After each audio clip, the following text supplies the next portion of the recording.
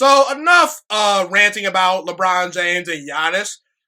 Let's dive into what makes an NFL head coach elite. Very shortly in the next segment, I'm going to rank all 32 head coaches in the National Football League in order based on tiers. I'll give you who's a tier 1 coach, who's a tier 2 coach, who's a tier 3 coach, who's a tier 4 coach, and who's an unknown coach. You know, the Joe Judges of the world, the Kevin Stefanskis of the world, rookie head coaches that have not proven themselves yet.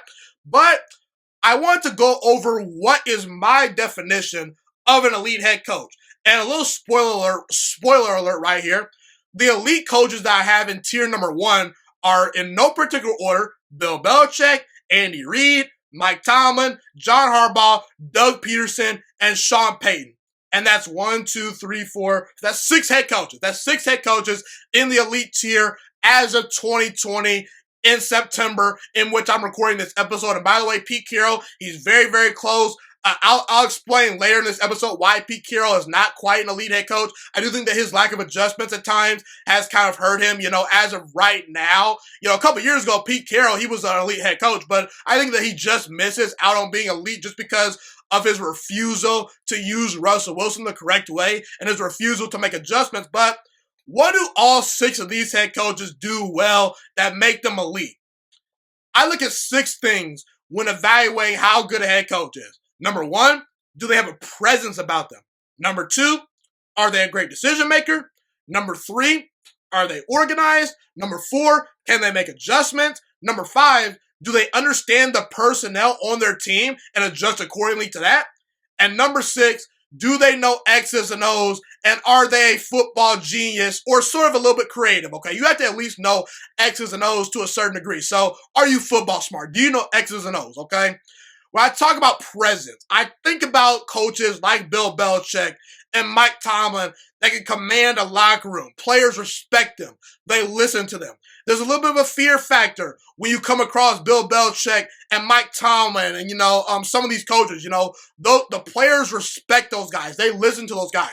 The problem with Freddie Kitchens a year ago in Cleveland was no players respected the guy. That's the same thing with Adam Gase. There's no presence to Adam Gase. He does not captivate towards the locker room. So that's what I mean about presence. Those 6 coaches, they have a presence about them.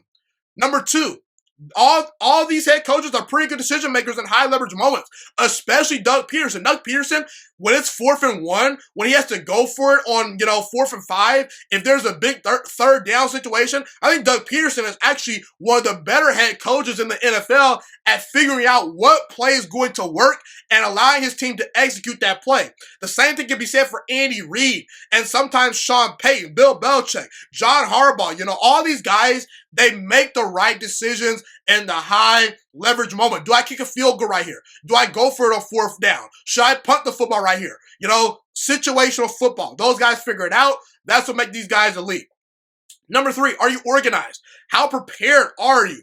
Do you preserve your timeouts? There was a prime example of a bad example of this past Monday night on Monday Night Football when Vic Fangio, the Denver Broncos head coach, pretty much, in my opinion, probably lost the Broncos the game just because he failed to use his timeouts correctly down the stretch to preserve time for his team to try to drive down the field and kick a game-winning field goal. Now, I'm not saying that Drew Lock and the crew would have won the game because it's not a guarantee that you go down the field about 60 yards and kick that game-winning field goal. A lot of things have to go into that process, but Vic Fangio did a poor job of putting his team in position to have enough time on the clock to drive down the field and kick a game-winning field goal. He did a poor job of that.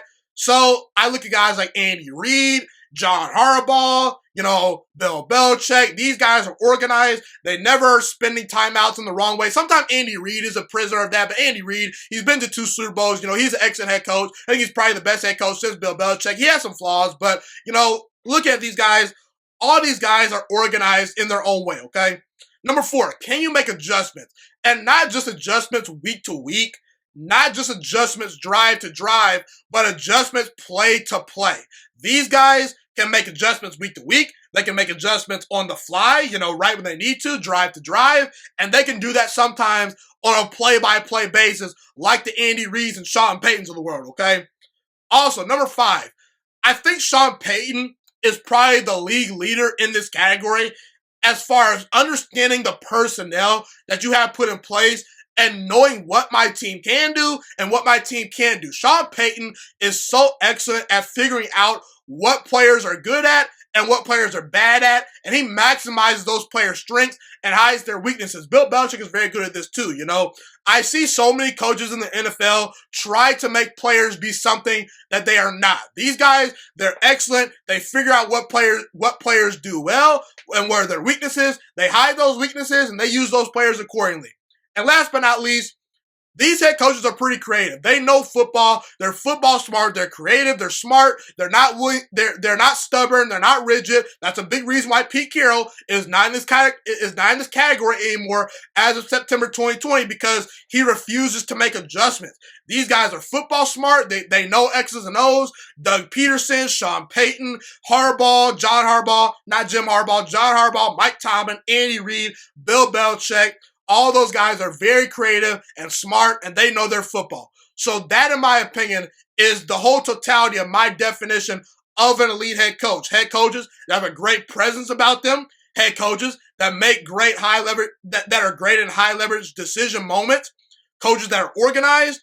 Coaches that make adjustments. Coaches that know their personnel and adjust accordingly. And head coaches that ultimately know a lot about the X's and O's of the game. That is what ultimately makes an elite head coach, in my opinion. Thank you so much for watching this video today. Please also note that the Juiciest Sports Podcast is not just a YouTube channel. It is available on all podcasting platforms, including Spotify, Google Podcasts, iTunes, and Apple Podcasts. Also, if you enjoyed this video, be sure to like, comment, subscribe, and share this content with all your friends.